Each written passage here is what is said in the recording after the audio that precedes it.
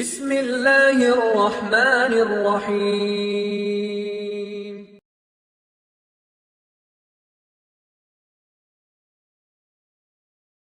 அஸ்ஸலாமு அலைக்கும் வரஹ்மத்துல்லாஹ். எப்படி இருக்கீங்க எல்லாரும்? எல்லாம் தமிழ் புரியும்ல? எல்லாருக்கும் தமிழ் தெரியும்ல?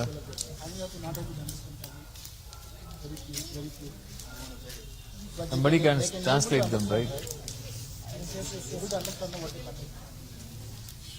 தமிழ்ல பேசவா இல்ல இங்கிலீஷ்ல பேசவா?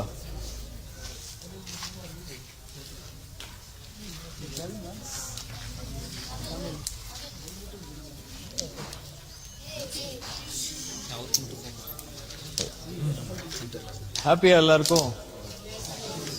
அல்ஹம்துலில்லாஹ். சாட்டிஸ்ஃபைடா? இன்னும் கொஞ்ச நாள் இருக்கலாம் தோணுதா? இல்ல ஊருக்கு போகணும் தோணுதா?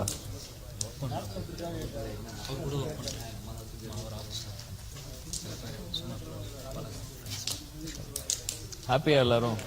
அல்ஹம்துலில்லாஹ். Not giving. நான் வந்து ஒரு லெக்சர் கொடுக்க வரல உங்களுக்கு. ஓகே, ஒரு சின்ன அட்வைஸ் மட்டும் மைண்ட்ல வச்சுக்கோங்க. இந்த வயசுல இருந்தே மைண்ட்ல வச்சிருந்தீங்கன்னா உங்க லைஃப் எண்ட் ஆகிற வரைக்கும் இட் வில் ஹெல்ப் யூ இன்ஷா அல்லாஹ். ஓகேவா? ஒரே ஒரு விஷயத்துல நம்ம எப்பவுமே கரெக்டா இருக்கணும். அல்லாஹ்வுடைய விஷயத்துக்கு பிறகு அல்லாஹ்வுக்கு செய்ய வேண்டிய விஷயங்கள் எல்லாம் கரெக்டா செஞ்சதுக்கு அப்புறம் ஒரே ஒரு விஷயத்துல ரொம்ப கேர்ஃபுல்லா இருக்கணும். அந்த ரொம்ப கேர்ஃபுல்லா இருக்கக்கூடிய விஷயத்த அல்லாஹ்வே சொல்றான். وَقَضَى رَبُّكَ أَلَّا تَعْبُدُوا إِلَّا إِيَّاهُ وَبِالْوَالِدَيْنِ إِحْسَانًا. அல்லாஹ்வுடைய ஃபர்ஸ்ட் அல்லாஹ் ரப்புல் ஆலமீன் நமக்கு சொல்ற ஆப்ளிகேஷனே என்ன வணங்குங்க, என்ன வொர்ஷிப் பண்ணுங்க, என்ன தவிர யாரையும் நீங்க வொர்ஷிப் பண்ணாதீங்க. இதான் ஃபர்ஸ்ட் ஆப்ளிகேஷன். நீங்க ஹியூமனா, மனுஷனா, ஒரு மென்னா நீங்க செய்ய வேண்டிய முதல் ஆப்ளிகேஷன் அதுதான். அதுக்கு பிறகு அதுக்கு நெக்ஸ்டா நீங்க செய்ய வேண்டிய ஆப்ளிகேஷன் என்னுடைய கடமைகள்ல வபில் வாலிதைனி இஹ்சானா. உங்க பேரண்ட்ஸ் இருப்பாங்கல்ல, உங்க அம்மா அப்பா இருக்காங்கல்ல, அவங்களிடத்துல ரொம்ப நல்ல முறையில நடந்துக்கோங்கிறான்ல. ஏன்னா அல்லாஹ்வுக்கு பிறகு இந்த பூமியில நம்ம வர்றதுக்கு காரணம் யாரு? ரீசன் யாரு? இன்னைக்கு நான் இங்க இவ்வளவு வயசுல உட்கார்ந்து இருக்கேன்ல, இதுக்கு ரீசன் யாரு? நீங்க உட்கார்ந்து இருக்கிறதுக்கு ரீசன் யாரு? அல்லாஹ் ரப்புல் ஆலமீன் டைரக்டா பூமியில அப்படி நம்மளை தூக்கி போடல. ஒருத்தவங்களோட வயித்துல அல்லாஹ் குழந்தையா கொடுத்து அவங்க 10 மாசம் அதை சுமந்து அதுக்கப்புறம் தான் நம்ம இந்த பூமிக்கு வந்திருக்கோம். கரெக்டா? அதனாலதான் அவங்க தான் நமக்கு ரீசன். அல்லாஹ் அதை குர்ஆன்ல சொல்றான், வஸைனல் இன்சான பிவாலிதைனி இஹ்சானா ஹமலத்துஹு உம்முஹு வஹ்னன். உங்க தாய் வந்து உங்களை கஷ்டத்துக்கு மேல கஷ்டப்பட்டு 10 மாசம் உங்களை சுமந்து பெற்றிருக்காங்க. அந்த கஷ்டத்துக்கு ஈக்குவலா எதுவுமே கிடையாது இந்த உலகத்துல. ஒரு அம்மா வந்து 10 மாசமா வயிற்றுல சுமந்து அந்த 10 மாசத்துக்கு அப்புறம் அந்த டெலிவரி டைம்ல வர பெயினை வந்து அனுபவிச்சு உங்களை வந்து இந்த பூமியில கொடுக்கறது வந்து பெரிய பெரிய பெயின் தரக்கூடிய ஒரு விஷயம். அது 10 மாசமா பேஷன்ஸா இருந்து பொறுமையா இருந்து உங்க அம்மா வந்து உங்களுக்கு வந்து இந்த பூமியில இருந்து இந்த பூமிக்கு நீங்க வர்றதுக்கு ரீசனா இருந்திருக்காங்க. அதனால அல்லாஹ் தான் அதுக்கு ரீசன், மெயின் ரீசன் அதுதான். அல்லாஹ் தான் அதுக்குரிய காரணம். அனிஷ்குருலி, அதனால எனக்கு நீங்க நன்றி சொல்லுங்க அல்லாஹ் சொல்றான். அது காரணம் நான் தான் அந்த தாயுடைய வயிற்றுல குழந்தைய கொடுத்தேன். அதுக்கப்புறம் அவங்க வெளியே வர்ற வரைக்கும் நான் தான் பாதுகாத்தேன், நான் தான் சாப்பாடு கொடுத்தேன், எல்லாமே சரி. அனிஷ்குருலி, அதனால எனக்கு நன்றி செலுத்துங்க. அதுக்கு பிறகு நீங்க நன்றி செலுத்த வேண்டியது யாருக்கு?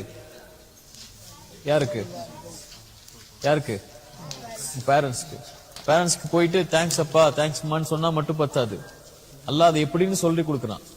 கதா ரப்புக அல்லா தஅபுது இல்லா இய்யா வபில் வாலிதைனி இஹ்சானா இம்மா யபுலுகன்ன இன்தகல் கிபர் அஹதுஹுமா வ கிலாஹுமா. அவங்க எல்லாம் வயசாவாங்க. நீங்க வளர வளர வளர வளர உங்க அப்பா அம்மாக்கு வயசாகிக்கிட்டே இருக்கும். கரெக்டா? நீங்க பிறக்கும் போது உங்க அப்பா அம்மாக்கு ஒரு 26 வயசு 28 வயசு இருக்குமா? இப்போ நீங்க வந்திருக்கும் போது அவங்களுக்கு 32 33 ஆயிருக்கும். நீங்க கொஞ்சம் வளர்ந்து வரும்போது அவங்க 40 வயசு ஆயிருவாங்க.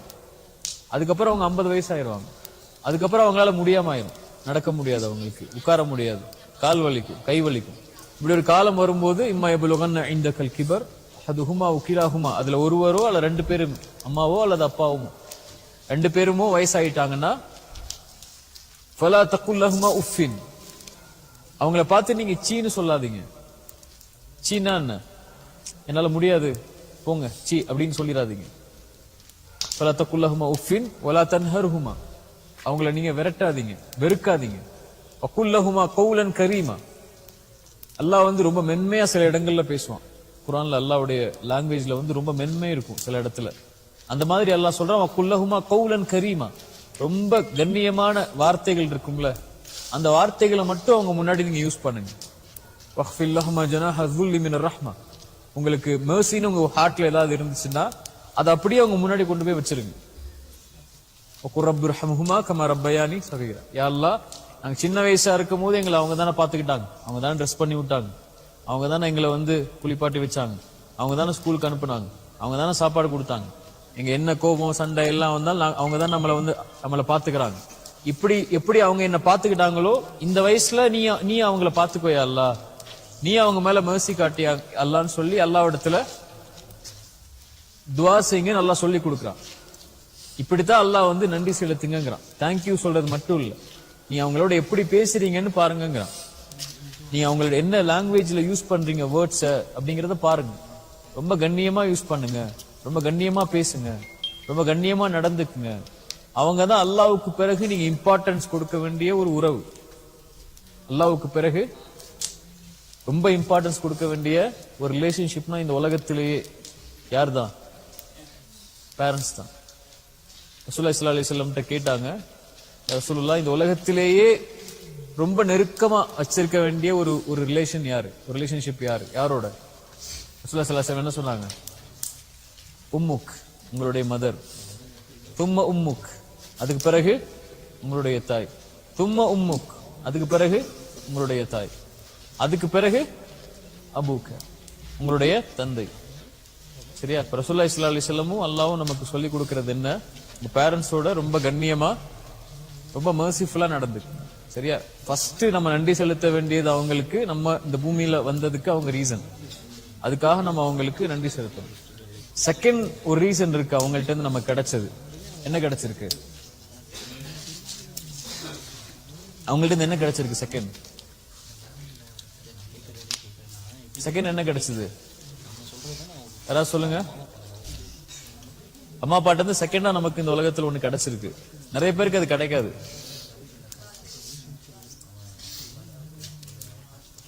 என்ன கிடைச்சது? இந்த ஃபெய்த். ரசூலுல்லாஹி ஸல்லல்லாஹு அலைஹி வஸல்லம் சொன்னாங்க, எல்லா குழந்தையும் அல் ஃபித்ரா, இயற்கையா தான் பிறக்குது, முஸ்லிமா தான் பிறக்குது, அல்லாஹ் ஒருவனா மட்டும் வணங்குறதுக்கு தான் பிறக்குது. கிறிஸ்டினாவோ ஜீவாவோ எந்த குழந்தையும் பிறக்கிறது இல்ல. யார் மாத்திரா?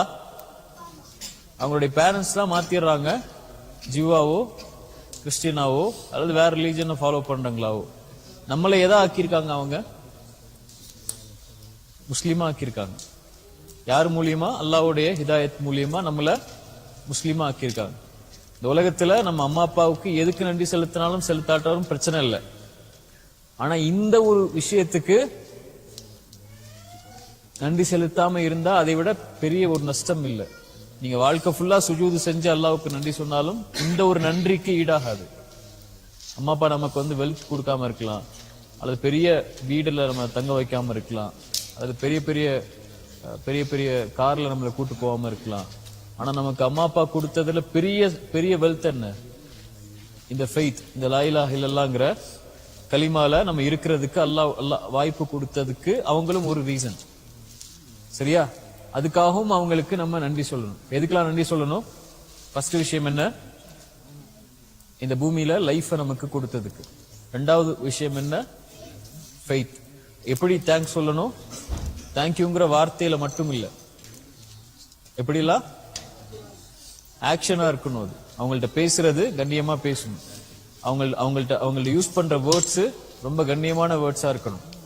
அவங்க முன்னாடி நம்ம இருக்கும்போது கண்ணியமா உட்கார்ந்து இருக்கணும், கண்ணியமா நடந்துக்கணும்.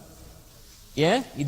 இது யாருடைய கட்டளை? இது அல்லாஹ்வுடைய கட்டளை. அவங்களுக்காக அதிகமா துஆ செய்யணும். இந்த ஒரு கேரக்டர் நம்ம லைஃப்ல இருந்துச்சுன்னா நம்ம லைஃப்ல எவ்வளோ பெரிய இது இருந்தாலும் அல்லாஹ் நம்மளை காப்பாத்திடுவான். இந்த ஒரு கேரக்டர் இருந்துச்சுன்னா நம்ம லைஃப்ல எவ்வளவு தூரம் போனாலும் அல்லாஹ் நம்மளை பாதுகாத்துக்கிட்டே வருவான். சரியா? இந்த ஒரு கேரக்டர் இல்லைன்னா, இந்த ஒரு வொர்ஷிப் இல்லைன்னா அல்லாஹ்வுக்கு செய்ய வேண்டியதுக்கு அப்புறம் அல்லாஹ் நம்மள பாதுகாக்கவே மாட்டான் எந்த இடத்துலயும். அல்லாஹ்வுக்கு ரொம்ப கோபமான செயல் பெற்றோர்களை காயப்படுத்துறது, பேரண்ட்ஸை கண்ணியம் இல்லாம நடத்துறது, பேரண்ட்ஸ்ட கண்ணியம் இல்லாம பேசுறது, அவங்கள கண்ணியம் இல்லாத வார்த்தைகளை சொல்லி பேசுறது. சரியா? ஒரே ஒரு சம்பவத்தை சொல்லவா? ரசூலுல்லாஹி ஸல்லல்லாஹு அலைஹி வஸல்லம் சொன்னாங்க, ஒரு 3 பேர் ஒரு இடத்துக்கு போறாங்க. இடத்துக்கு போகும்போது மழை பெய்யுது. இப்ப என்ன பண்றாங்க? ஒரு குகைக்குள்ள உள்ள போயிடுறாங்க. குகையுடைய கதவு காத்துல மூடிடுது. திறந்து திறந்து பாக்குறாங்க, புஷ் பண்ணி அவங்களால திறக்கவே முடியல. 3 பேரும் டிசைட் பண்றாங்க, இப்ப நம்ம திறக்க முடியாது, அல்லாஹ் நினைச்சாதான் திறக்க முடியும். நம்ம அவன்கிட்ட கேட்போம், நம்ம என்னென்ன நல்லதெல்லாம் செஞ்சிருக்கோமோ அதை சொல்லி சொல்லி கேட்போம். எல்லாம் நான் இதை செஞ்சிருக்கேன், எனக்கு இது ஹெல்ப் பண்ணி அல்லா, இதை செஞ்சிருக்கேன் அல்லா, ஹெல்ப் பண்ணி எல்லாம்னு கேட்போம். அப்படின்னு 3 பேர் முடிவு எடுக்கிறாங்க. அதுல ஒருத்தர் என்ன முடிவு எடுத்தாரு? நான் கேட்கிறேன்னு சொல்லி கை தூக்குறாரு அல்லாட்ட. அவர் சொன்னாரு, யா அல்லாஹ், என் பேரண்ட்ஸ் வந்து ரொம்ப வயசானவங்க, அவங்களால முடியாது, நடந்துலாம் வெளியே வர முடியாது, ரொம்ப வயசானவங்க. நான் தான் போய் காட்டுக்கு ஃபாரஸ்டுக்குள்ள போய் இந்த கட்டையெல்லாம் வெட்டி நான் வந்து அதை வந்து செல் பண்ணி அதுல இருந்து வரக்கூடிய காசை வச்சு ரொட்டி, இந்த மாதிரி சப்பாத்தி, இந்த மாதிரி ரொட்டி இதெல்லாம் வாங்கிட்டு வீட்டுக்கு போய் கொடுக்கணும். எனக்கு ஒய்ஃப் இருக்காங்க, பிள்ளைங்க எல்லாம் இருக்காங்க. ஆனா நான் என்ன செய்வேன்? வீட்டுக்கு போயிட்டு அவங்க சாப்பிட்டு அதுக்கு பிறகுதான் வந்து என்னுடைய ஒய்ஃப்கோ என்னுடைய சில்ட்ரன்ஸ்க்கோ நான் கொடுப்பேன் சாப்பாடு. ஒரு நைட் நான் போனேன், போய் பார்க்கும்போது அவங்க தூங்கிட்டாங்க.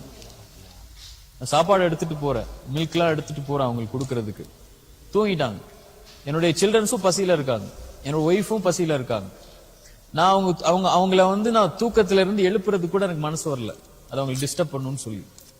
சரியா? அதனால நான் என்ன பண்ணிட்டேன், அவங்க பக்கத்திலே உட்கார்ந்துட்டேன். எல்லாம் காலை ஆயிடுச்சு, அது வரைக்கும் உட்கார்ந்து இருந்து அவங்களுக்கு சாப்பாடு கொடுத்து அவங்களுக்கு பால் கொடுத்து அவங்க சாப்பிட்டதுக்கு அப்புறம் தான் போய் என் ஒய்ஃப்க்கும் என்னோட சில்ட்ரன்ஸ்க்கும் நான் சாப்பாடு கொடுத்தேன். அல்லாஹ், அதனால என் துவாவை நீ ஏத்துக்கோ அப்படின்னு கேட்டாங்க.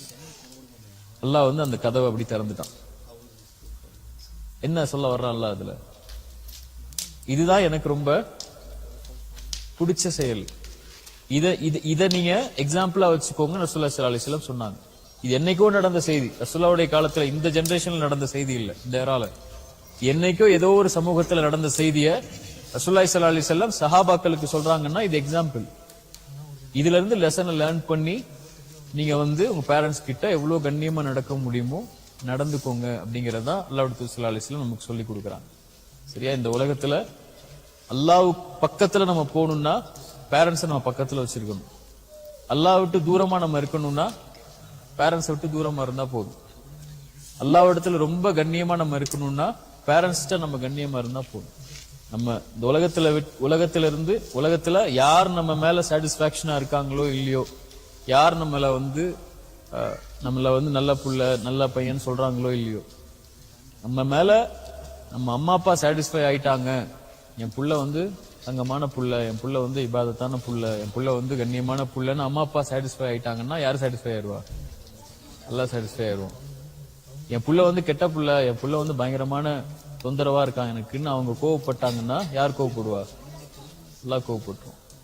சரியா? இப்ப நம்ம எவ்வளோ மர்சிஃபுல்லா, எவ்வளோ கண்ணியமா, எவ்வளோ நம்ம வந்து சந்தோஷமா அவங்கள வந்து இருக்கும்போது பாத்துக்கணுமோ நம்ம அவங்கள நன்றியோட பாத்துக்கணும். சரியா?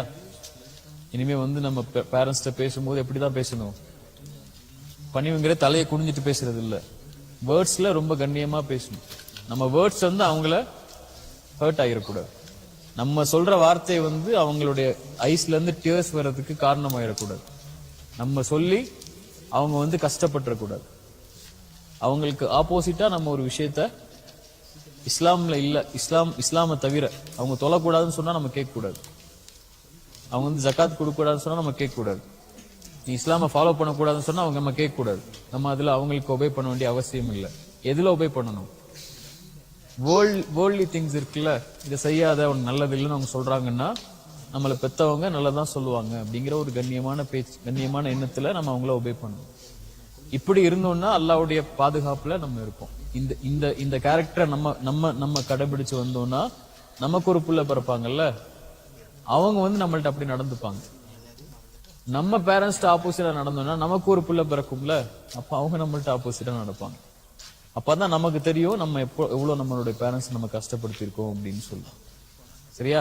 இந்த லைஃப்ல நீங்க எவ்வளவு தூரம் ஜேர்னி பண்ணாலும், எவ்வளவு தூரம் நீங்க வந்து ஒரு விக்டரி பாத்துல நீங்க போனாலும், இந்த ஒரு விஷயத்த மனசுல வச்சிருந்தீங்கன்னா இது என்னைக்குமே உங்களுக்கு வந்து சப்போர்ட் பண்ணும். அவங்க கையேந்தி எல்லாம் என் புள்ள நல்லா இருக்கட்டும் அப்படின்னு துவா செஞ்சா போதும் எல்லாம் ஏத்துப்பான். சரியா? அது வந்து பெரிய விஷயமா இருக்கும் எல்லா இடத்துல. இருப்போமா இனிமே இன்ஷா அல்லாஹ்? ரொம்ப கண்ணியமா நடந்துப்போமா? நம்ம ஊருக்கு போனோன்னையோ அல்லது இப்போ நம்ம வந்து செய்ய வேண்டிய முதல் விஷயம் அவங்கள்ட்ட வந்து ஃபர்கிவ்னஸ் கேட்கணும். இது வரைக்கும் முன்னாடி நம்ம ஏதாவது அவங்கள்ட்ட தப்பா நடந்திருந்தா, நான் அவங்கள்ட்ட நம்ம தப்பா பேசியிருந்தா, அவங்களுக்கு ஹர்ட்ஃபுல்லா நடந்திருந்தா என்னை மன்னிச்சுக்கோங்கன்னு அவங்கள்ட்ட கேட்கணும். அவங்கள்ட்ட தேங்க்யூ சொல்லணும். எதுக்காக? 2 விஷயத்துக்காக. முதல் விஷயம் என்ன? லைஃபை நமக்கு கொடுத்ததுக்கு. இன்னொரு விஷயம் என்ன? ஃபெய்த்தை நமக்கு கொடுத்ததுக்கு. சரியா? ஜஸாக்குமுல்லாஹ். அஸ்ஸலாமு அலைக்கும் வரஹ்மத்துல்லாஹ்.